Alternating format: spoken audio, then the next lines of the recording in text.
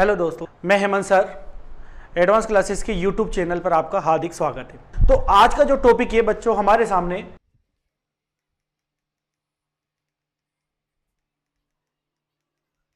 वो टॉपिक रहेगा हमारे सामने आज ब्लड ग्रुप के बारे में कि ब्लड ग्रुप कैसे बनता है सर, इसके बारे में जानकारी दो। तो देखो, ब्लड ग्रुप को समझने से पहले जान लेते हैं कि ब्लड ग्रुप को सबसे पहले किसने प्रेजेंट किया था, किसने बताया था ब्लड ग्रुप के बारे में हमें। तो ब्लड ग्रुप की जानकारी सबसे पहले जो हमको दी थी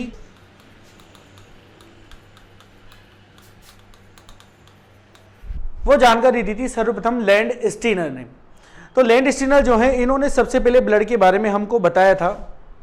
अब बात की जाए कि ब्लड जो है क्या प्रमुख खास बात बताता है अपने लिए, तो देखो बात की जाए कार्ल लैंड स्टीनर ने ब्लड की जो खोज की थी, तो जनरल सी बात है कि आप सब जानते हैं कि ब्लड की खोज की होगी तो ब्लड में से कुछ लिया होगा इन्होंने।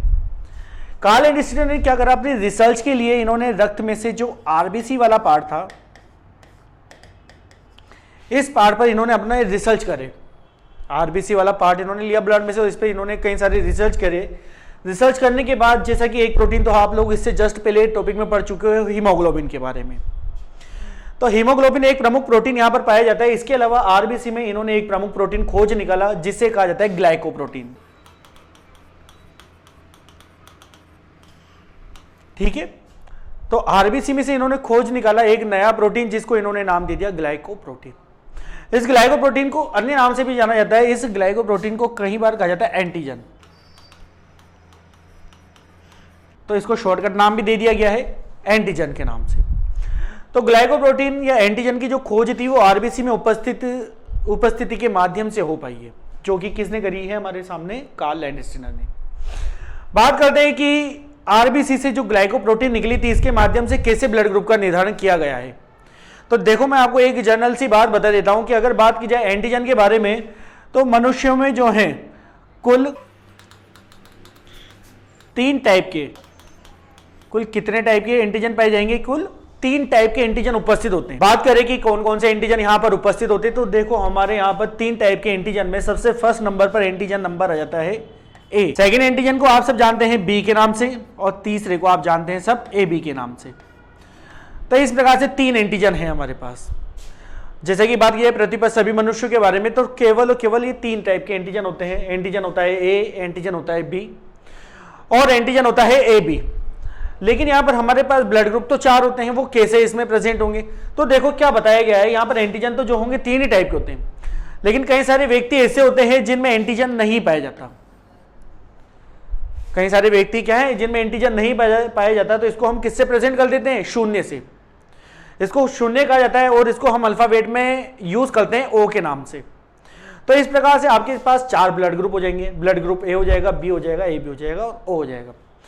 देखो काफी इंपोर्टेंट क्वेश्चन बनता है यहां से आपका। सबसे पहले जनरली क्वेश्चन आपका बनता है कि निम्न में से ब्लड ग्रुप जो है या रक्त ग्रुप, इसका निर्धारण कैसे किया जाता है। तो ब्लड ग्रुप का निर्धारण हमेशा आप लोग करोगे केवल और केवल किससे, एंटीजन से। इस एंटीजन से ही आपको ब्लड ग्रुप बनाने होंगे। तो आपके पास एंटीजन 4 है, 4 एंटीजन है, तो आपके पास ब्लड ग्रुप जो होंगे ये भी टोटल कितने हो जाएंगे, आपके पास 4 ब्लड ग्रुप हो जाएंगे। जैसे कि मान लो किसी व्यक्ति के पास यदि एंटीजन ए है, तो मैंने आपको बताया कि आपको जो ब्लड ग्रुप है, यहां पर देख लेते हैं हम कि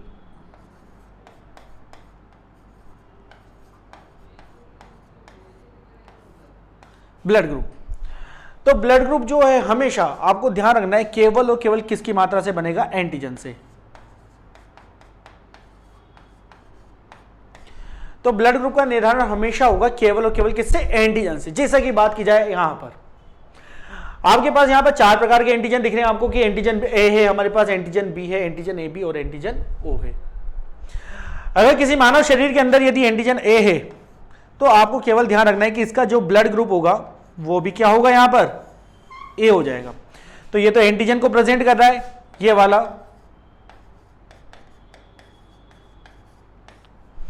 और ये वाला जो है आप लोग ध्यान रखो कि ये किसको प्रेजेंट कर रहा है, ब्लड ग्रुप को।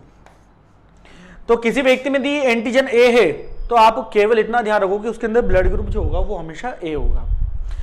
इसी प्रकार से यदि किसी व्यक्ति के अंदर यदि एंटीजन बी हुआ तो आप लोग ध्यान रखो कि यदि एंटीजन बी है तो ब्लड ग्रुप क्या होगा, उसका बी होगा। इसी कंडीशन पर अगर आगे अप्लाई करें तो आप लोगों के सामने अगर एंटीजन ए बी है संयुक्त रूप से तो आपका ब्लड ग्रुप ए बी हो जाएगा। और यदि किसी व्यक्ति में एंटीजन नहीं है, एंटीजन उपस्थित नहीं है, नन की स्थिति है, तो इसी प्रकार से आपको प्रेजेंट करना है कि उसका जो ब्लड ग्रुप होगा वो भी क्या हो जाएगा, ओ हो जाएगा, जिसको हम शून्य भी कह सकते हैं। तो इसी प्रकार से आपके पास 4 ब्लड ग्रुप आ गए, blood group A, blood group B, blood group A B और ब्लड ग्रुप ओ यहां पर आपके पास प्रेजेंट हो गया। अब देखो यहां पर ब्लड ग्रुप के बारे में हमने जान लिया कि एंटीजन से क्या कर दिया, हमने ब्लड ग्रुप का निर्धारण कर दिया। थोड़ा सा इसको हम इमेज के माध्यम से भी समझते हैं कि किस प्रकार से, तो इमेज के माध्यम से समझते हैं इस टॉपिक को।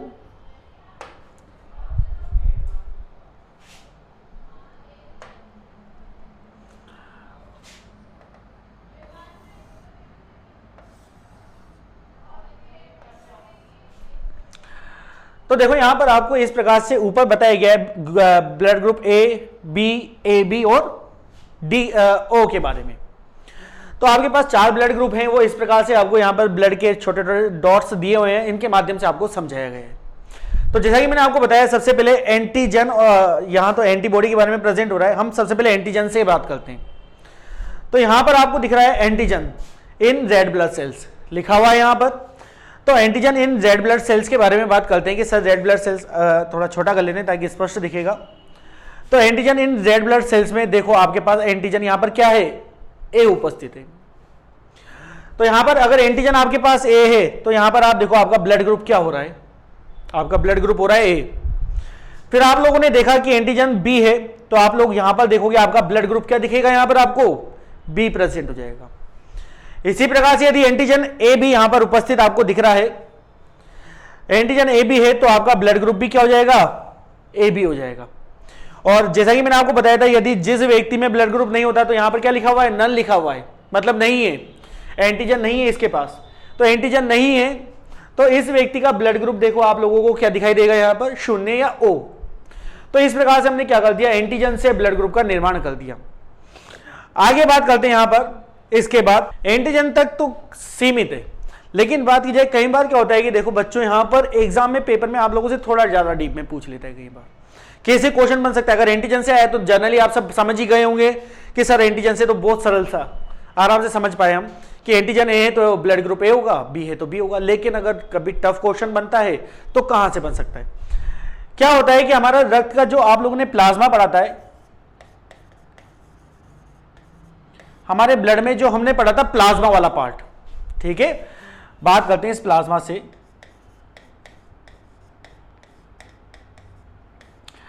हमारे रक्त के प्लाज्मा वाले भाग में से भी एक प्रमुख प्रोटीन निकलकर सामने आया। अब इस प्रोटीन को क्या नाम दिया गया है, तो जैसे आरबीसी में आप लोगों ने देखा, उसको हमने क्या कहा, यहां पर आरबीसी में जो प्रोटीन था उसको एंटीजन कहा, प्लाज्मा से एक प्रोटीन अन्य प्राप्त हुआ, इस प्रोटीन को नाम दे दिया गया एंटीबॉडी।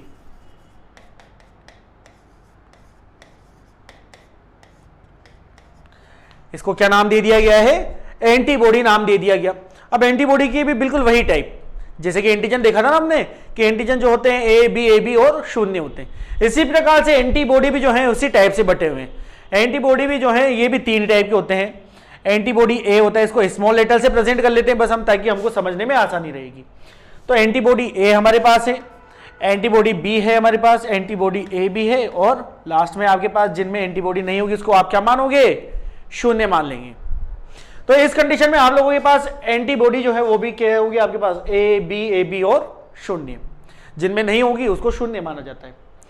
अब कंफ्यूजन यहां से ये होता है कि कई बार सर अगर एंटीजन से आप लोगों से क्वेश्चन पूछा जाएगा तो आप जनरली बता दोगे, लेकिन क्वेश्चन यदि एंटीबॉडी से बन जाता है कि किसी मानव शरीर में यदि एंटीबॉडी ए है तो उसका ब्लड ग्रुप क्या होगा, उसमें कौन सा एंटीजन होगा, किसी व्यक्ति में एंटीबॉडी बी है तो उसका ब्लड ग्रुप क्या होगा, कौन सा एंटीजन उसके पास होना चाहिए। तो इस प्रकार से क्वेश्चन बन जाते हैं यहां से। तो सबसे पहले हम जानते हैं कि इस एंटीबॉडी से ब्लड ग्रुप का निर्धारण होता है या नहीं होता। तो आपको सबसे पहली प्रमुख खास बात याद रखनी है कि कभी भी ब्लड ग्रुप का निर्धारण यदि करना है, कभी भी एंटीबॉडी से वो नहीं करना है।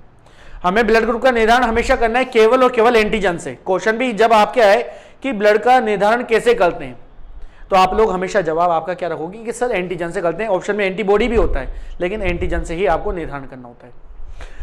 अब देखो यहां पर समझते हैं कि एंटीबॉडी जो है ये जब रक्त का निर्धारण नहीं करती, तो यहां से अगर क्वेश्चन आ गया कि सर अगर एंटीबॉडी है तो ब्लड ग्रुप क्या बताएं, तो इस बात को समझने के लिए आप एक छोटे से नोट को याद रखो। ये नोट है जो इस टॉपिक में आपको क्वेश्चन गलत नहीं होने देगा। किसी भी कंडीशन पर आपका क्वेश्चन इस नोट के माध्यम से कभी भी गलत नहीं होगा। अगर एंटीबॉडी से जाना चाहेगा तो आप आराम से बता पाओगे। कैसे? तो इसके अंदर बताया गया है इस नोट के अंदर कि कभी भी मानव शरीर में जो है एंटीजन जो है कभी भी समान नहीं होता। किसके? एंटीबॉडी के। तो आपको यह बात अच्छी तरीके से ध्यान रखनी है इस नोट के अंदर कि एंटीजन समान नहीं होगा। किसके समान नहीं होगा? एंटीबॉडी के समान नहीं होगा। समझते हैं कैसे? कि अगर बात की जाए तो जैसा कि अभी हमने टॉपिक में पढ़ा, एक छोटी सी तालिका मैं भी आपको बना देता हूं इस प्रकार से।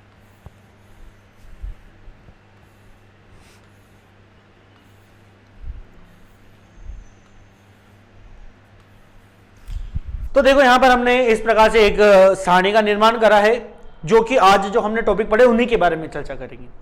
तो सबसे पहले आप लोगों ने जाना किसके बारे में? एंटीजन के बारे में। तो मैं यहां पर लिख देता हूं एंटीजन। ठीक है, तो फर्स्ट ब्लॉक में आप लोगों ने एंटीजन के बारे में जाना। आप लोगों ने 4 टाइप के एंटीजन जाने कि मनुष्य में होता है एंटीजन ए होता है, एंटीजन बी होता है, और कौन सा होता है? एंटीजन ए बी होता है, और होता है एंटीजन ओ। तो यहां तक अब आप लोगों ने एंटीजन को देख ही लिया था। अब आगे बात करते हैं कि एंटीजन से जो है निर्धारण करा था हमने किसका? ब्लड ग्रुप का। तो एंटीजन 4 टाइप के हैं, तो आप लोगों को यहां पर ब्लड ग्रुप सेकंड कंडीशन में तो हम ब्लड ग्रुप के बारे में बात करते हैं। तो एंटीजन से आप लोगों ने क्या बना दिया है? Blood group. अगर किसी व्यक्ति में एंटीजन यदि ए है तो आप लोगों का ब्लड ग्रुप भी क्या होगा? ए होगा। ये आपको बताया गया है। किसी व्यक्ति में एंटीजन यदि बी है तो ब्लड ग्रुप भी बी हो जाएगा।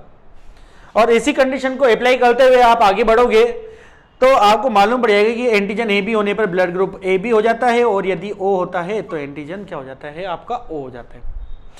तो देखो हमने एंटीजन से ही ब्लड ग्रुप का निर्धारण करा है, लेकिन यहां पर एंटीबॉडी एक अलग टॉपिक था कि एंटीबॉडी से क्वेश्चन आ जाएगा तो उस कंडीशन में आप लोगों को क्या करना है। तो यहां पर एंटीबॉडी के बारे में बात करते हैं। तो यहां पर लिख देते हैं हम एंटीबॉडी के बारे में। तो एंटीबॉडी मैंने आपको देखो यहां पर बताया कि एंटीबॉडी जो प्लाज्मा में उपस्थित है ये भी वही टाइप होते हैं, ए बी और शून्य। तो आपको इसको स्मॉल लेटर से प्रेजेंट करना सबसे पहली बात, ताकि समझने में आसानी रहेगी। फिर आप लोगों ने इस नोट पर गए, नोट में आप लोगों ने देखा कि सर ने बताया था कि एंटीजन समान नहीं होगा। किसके? एंटीबॉडी के कभी भी समान नहीं होगा। तो आप लोगों ने यहां पर देखा कि एंटीजन ए है, ब्लड ग्रुप ए हो सकता है, लेकिन एंटीबॉडी ए नहीं होगी, क्योंकि ये मैंने आपको प्रारंभ में बता चुका हूं कि कभी भी समान नहीं होते। तो समान नहीं हो सकते तो इसके अपोजिट तो हो सकते हैं।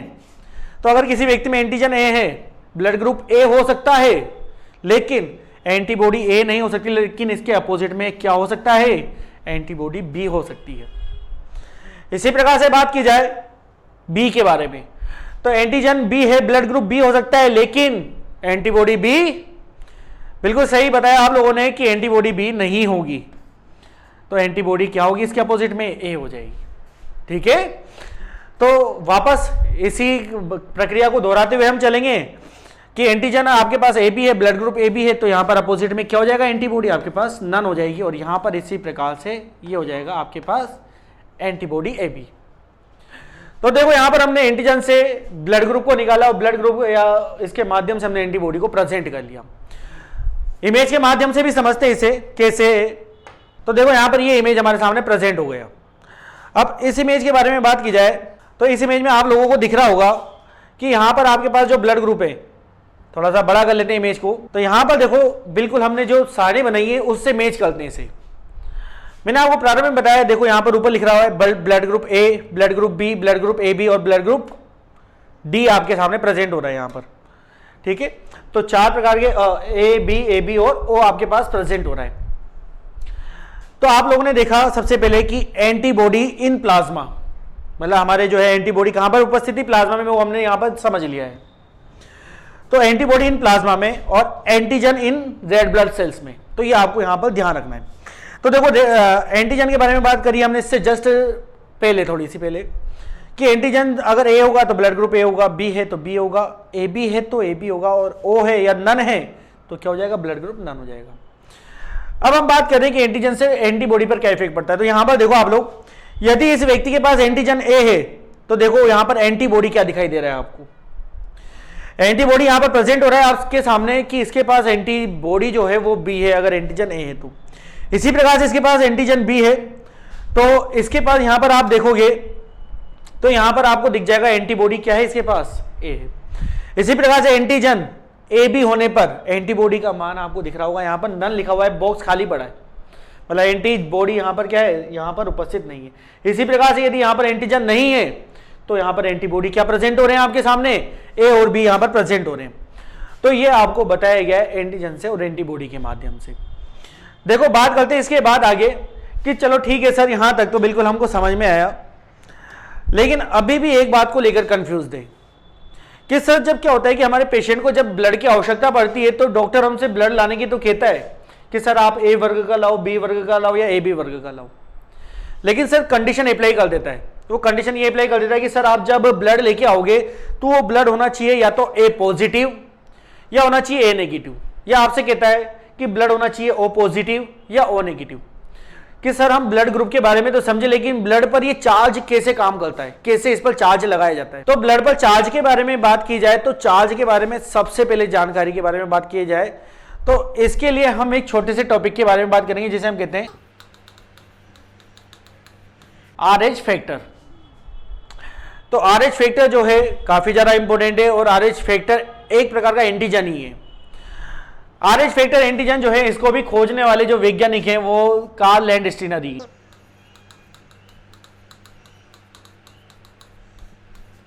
तो इसको खोजने वाले जो वैज्ञानिक हैं उनका नाम भी क्या है, कार्ल लैंडस्टीनर ही है हमारे सामने।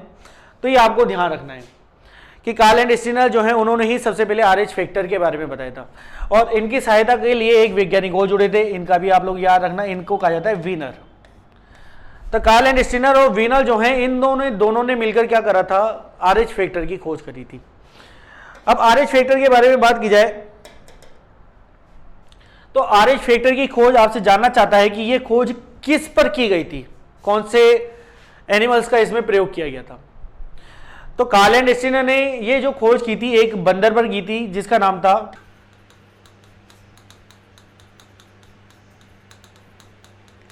मकाका रिसस बंदर। तो RH फैक्टर जो खोज निकाला था कार्ल लैंडस्टीनर और वीनर ने, तो ये जो है मकाका रिसस नामक बंदर पर खोज की गई थी। अब देखो बात की जाए कि इस खोज में इनको क्या प्राप्त हुआ था। तो मकाका रिसस बंदर से जब इन्होंने खोज की थी RH फैक्टर की, तो इस खोज में क्या हुआ था, इनको एक एंटीजन प्राप्त हुआ जिसे RH एंटीजन का नाम दिया गया, रिसर्च एंटीजन का नाम दिया गया। तो यहां से इनको प्राप्त हुआ था RH एंटीजन। तो ये आपको ध्यान रखना है, जब मकाका रिसर्च पर ये रिसर्च करा गया तो यहां से इनको प्राप्त हुआ RH एंटीजन प्राप्त हुआ। RH एंटीजन के माध्यम से ही ब्लड ग्रुप का निर्धारण किया, ब्लड पर चार्ज का निर्धारण किया जाता है। कैसे? तो इन्होंने बताया कि यदि किसी भी मनुष्य में RH फैक्टर या आप कह सकते हो RH एंटीजन, यदि किसी भी व्यक्ति में RH फैक्टर उपस्थित है, क्या उपस्थित होना चाहिए, किसी भी व्यक्ति में RH फैक्टर या RH एंटीजन उपस्थित होना चाहिए उनके RBC के अंदर। अगर ये उपस्थित है तो उस व्यक्ति का ब्लड किसी भी टाइप का हो, ए हो, बी हो, या हो AB या हो O। कंडीशन केवल आपको इतना ध्यान रखना है कि यदि उसके शरीर में RH फैक्टर या RH एंटीजन उपस्थित है तो ब्लड पर हमेशा चार्ज कौन सा होगा, पॉजिटिव। यह आपको ध्यान रखना है। तो कार्ल लैंडस्टीनर और वीनर ने ये रिसर्च करा था कि ब्लड पर चार्ज कैसे लगाया जाता है। तो ये चार्ज जो है मकाका रिसर्च बंदर पर किया गया था, खोज की गई थी RH एंटीजन की। और RH एंटीजन या RH फैक्टर यदि किसी में उपस्थित होता है, तो मैंने यहाँ पर आपको एक राइट का निशान लगाया ताकि आप समझ जाओ कि यहाँ पर उपस्थिति को बता रहे हैं सर। तो RH फैक्टर जो उपस्थित होगा तो ब्लड ग्रुप आप सब जानते हो 4 टाइप के होंगे, A, B, AB और O। इन सभी पर चार्ज कौन सा आ जाएगा, हमेशा पॉजिटिव। आगे बात करते हैं, इसी कंडीशन को लेते हैं आगे कि यदि किसी व्यक्ति के अंदर यदि RH फैक्टर उपस्थित नहीं है तो इस कंडीशन में क्या होगा। तो अगर किसी व्यक्ति के अंदर RH फैक्टर उपस्थित नहीं है, तो इसलिए मैंने क्या कर दिया, यहां पर क्रॉस का निशान लगा दिया। यदि किसी व्यक्ति में RH फैक्टर उपस्थित नहीं है तो इस कंडीशन में आप लोगों को ध्यान रखना है हमेशा एक बात को कि ब्लड ग्रुप तो वही रहेंगे ए बी और O। लेकिन यदि किसी व्यक्ति के अंदर RH फैक्टर अनुपस्थित है, उपस्थित नहीं है, तो इस कंडीशन पर क्या होगा, इसके ब्लड पर हमेशा जो चार्ज होगा वो कौन सा हो जाएगा, नेगेटिव चार्ज हो जाएगा। तो ये एक प्रमुख कंडीशन आप लोगों को याद रखनी कि सर अगर RH फैक्टर उपस्थित है तो ब्लड ग्रुप पर चार्ज हमेशा पॉजिटिव, और यदि RH फैक्टर उपस्थित नहीं तो ब्लड ग्रुप पर चार्ज हमेशा कौन सा हो जाएगा, नेगेटिव चार्ज हो जाएगा। तो यहां पर देखो हमने बात कर ली इनके पॉजिटिव और नेगेटिव चार्ज के बारे में, आगे बात करते हैं और इसको एक बार देख भी लेते हैं। RH फैक्टर को इमेज के माध्यम से भी समझते हैं हम, तो चलो इसका इमेज देखते हैं हम किस प्रकार से RH फैक्टर के बारे में प्रेजेंट किया गया है। तो देखो यहां पर आपको एक इमेज प्रेजेंट हो रहा होगा। इस इमेज के बारे में देखा जाए तो यहां पर देखो वही ब्लड ग्रुप आपको दिख रहे हैं, blood group A, blood group B, blood group A B और ब्लड ग्रुप ओ आपको यहां पर दिखाई दे रहा है। दिख रहा है सबको? यहां पर आपको यहां पर देखो दिख रहे हैं यहां पर RH, इनके जो आसपास लगे हुए RH, जिनके पास RH उपस्थित है, जिन भी ब्लड ग्रुप के पास क्या उपस्थित हो रहा है, RH, उन पर सब पर चार्ज आप लोग देखो किस प्रकार का है। थोड़ा बड़ा कर लेते हैं इमेज को, इस प्रकार से। तो देखो यहां पर RH उपस्थित है तो ब्लड ग्रुप का साइन जो दिख रहा है आपको कौन सा दिख रहा है, पॉजिटिव साइन। इसी प्रकार से RH यहां पर भी उपस्थित है, एंटीजन आपके पास जो ए है यहां पर भी RH उपस्थित है, ये आपको ग्रीन कलर में दिख रहा होगा। इसके पास भी RH है आपके पास, यहां पर भी सिंबल या साइन जो है वो पॉजिटिव है, यहां पर भी RH है और यहां पर भी RH है। तो इसका मतलब जहां पर भी RH उपस्थित है उन ब्लड पर हमेशा जो चार्ज होगा वो कौन सा हो जाएगा, पॉजिटिव। इसके अपोजिट कंडीशन में आप ऊपर वाली सीरीज पर चलते हैं। देखो आपके पास जब O ब्लड ग्रुप है तो इस पर किसी भी प्रकार का RH फैक्टर नहीं है, इसके पास भी नहीं है, यहां पर भी नहीं है और हमारे पास AB ब्लड ग्रुप में भी नहीं है। तो जहां पर हमारे पास RH उपस्थित नहीं है वहां पर देखो ऊपर आप लोगों को सबके पास सिंबल कौन से दिख रहे हैं, नेगेटिव। तो नेगेटिव साइन का प्रयोग किया जाता है जब RH फैक्टर नहीं होता। तो RH फैक्टर के माध्यम से हमने ब्लड ग्रुप का निर्धारण को समझा। आगे बात करें सर्वदाता रक्त किसे कहा जाता है। तो देखो बात की जाए, हमने ब्लड ग्रुप को भी समझा, हमने उस पर चार्ज लगाना भी सीखा। अब यहां पर हम बात कर रहे हैं कि सर्वदाता। तो सर्वदाता के बारे में बात की है तो सबसे पहले आप लोगों को जानना इतना है कि सर्वदाता या यूनिवर्सल डोनर मतलब ऐसा ब्लड ग्रुप जो अपना ब्लड क्या कर सकता हो, सभी को दे सकता हो। तो सभी को ब्लड दे सकता है, ऐसा ग्रुप कौन सा होता है, यहां पर इसके बारे में जानेंगे। तो देखो सर्वदाता ब्लड ग्रुप के बारे में बात की जाए तो काफी ज्यादा इंपॉर्टेंट है और ये क्वेश्चन पेपर में कई बार रिपीट होता है, हर पेपर में ये जनरली क्वेश्चन है। सर्वदाता या यूनिवर्सल डोनर के बारे में बात की जाए तो ये होता है हमेशा O वर्ग का। तो आपको ध्यान रखना है कि सर्वदाता रक्त होता है हमेशा O वर्ग में जो होता है। लेकिन अगर इसमें भी आप लोगों से डीप में जानना चाहिए कि सर्वदाता में O पॉजिटिव या O नेगेटिव कौन सा सर्वदाता कहलाएगा, जो डोनर है, जो सबको दे सकता है। तो इस कंडीशन में आप लोग ध्यान रखो कि सर्वदाता रक्त होता है हमेशा O नेगेटिव। कौन सा रहेगा, हमेशा O नेगेटिव को आप सर्वदाता रक्त कह सकते हो। इसके अपोजिट बात करें कि सर सर्वदाता ठीक है, कि सर्वग्राही के बारे में बताओ। तो ये आप लोगों ने देखा सर्वदाता जिसे हमने डोनर कहा है, सर्वग्राही है, यूनिवर्सल एक्सेप्टर है, मतलब ऐसा ब्लड ग्रुप जो सभी ब्लड ग्रुप को क्या कर सकता हो, ले सकता हो। कोई सा भी ब्लड ग्रुप इसको आप दे सकते हो या ये आराम से उसको ले सकता है, इसलिए इसको सर्वग्राही कहा जाता है। बात करें सर्वग्राही ब्लड ग्रुप के बारे में तो इसमें भी क्वेश्चन जब भी आता है कि सर्वग्राही ब्लड ग्रुप कौन सा होता है, तो आपको जनरली केवल इतनी सी बात का ध्यान रखना है कि सर्वग्राही रक्त जो होता है वो केवल और केवल AB होता है।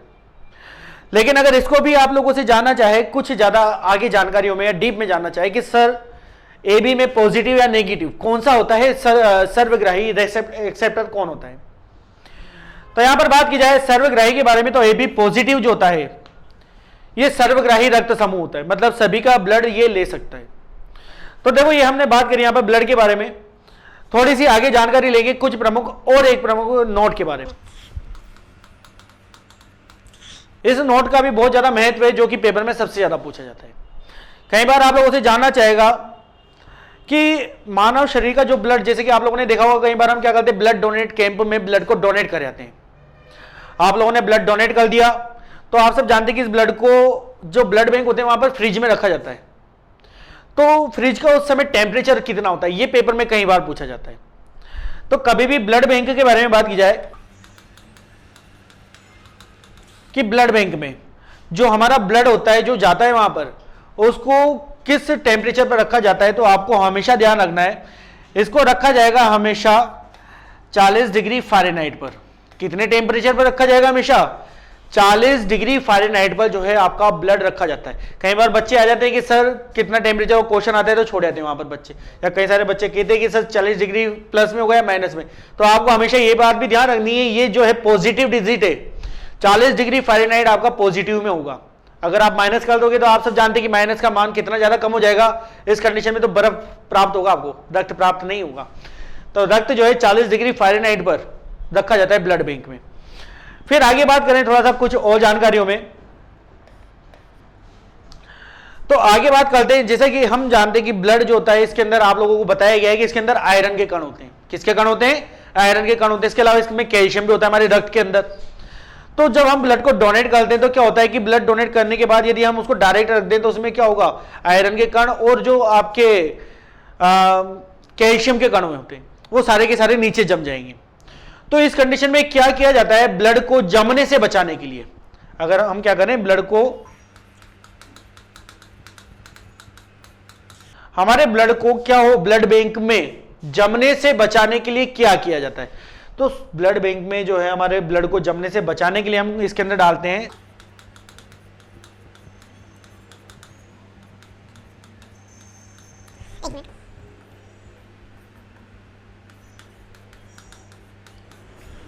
सोडियम सिट्रेट का प्रयोग करते हैं इसके लिए।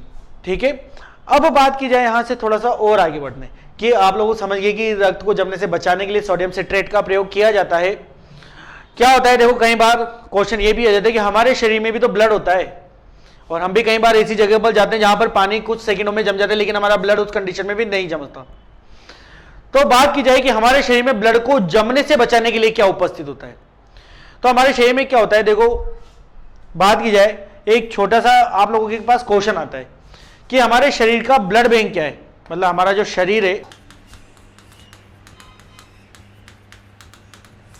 ये तो आप लोगों ने नॉर्मल ब्लड बैंक को समझ लिया कि 40 डिग्री फ़ारेनहाइट पे रखते इसलिए ब्लड नहीं जमता, लेकिन हमारे शरीर में भी तो बात होती है। तो हमारे शरीर में ब्लड बैंक किसे कहा जाता है, ये पेपर में कई बार आता है। तो देखो हमारे शरीर में जो ब्लड बैंक का कार्य करता है वो आपको ध्यान रखना है कि हमारे शरीर में ब्लड बैंक का काम करता है हमारा प्लीहा, जिसे हम कहते हैं स्प्लीन। तो ये आपको ध्यान रखना है कि हमारे जो शरीर में ब्लड बैंक का काम करता है वो हमारा प्लीहा होता है, हमारा स्प्लीन होता है, जो ब्लड को क्या होता है, जमने नहीं देता। तो जैसा कि मैंने आपको बताया था प्लीहा के बारे में, इमेज में भी बताया था, एक और बार इसका इमेज हम देखते हैं कि प्लीहा वास्तव में क्या है, प्लीहा या स्प्लीन होता क्या है। तो यहां पर देखो एक बालक में आप लोगों को दिख रहा है स्टोमच, जिसे हम कहते हैं अमाशय। हमारा डाइजेशन में भोजन सेकेंड स्टेज पर यहां पर ही आता है हमारे अमाशय में। तो क्या होता है, अमाशय के जस्ट पास में आप लोगों को इस प्रकार से दिख रहा है, बड़े रूप में आपको यहां पर दिख रहा है स्प्लीन के बारे में। तो ये स्प्लीन ही है जिसे हम क्या कह रहे हैं, हमारे शरीर का ब्लड बैंक कह रहे हैं। ये हमारे शरीर में ब्लड को जमने नहीं देगा, तो ये आपको अच्छी तरीके से ध्यान रखना है। ठीक है, तो बच्चों आगे के टॉपिक के बारे में फिर हम चर्चा करेंगे नेक्स्ट वीडियो में।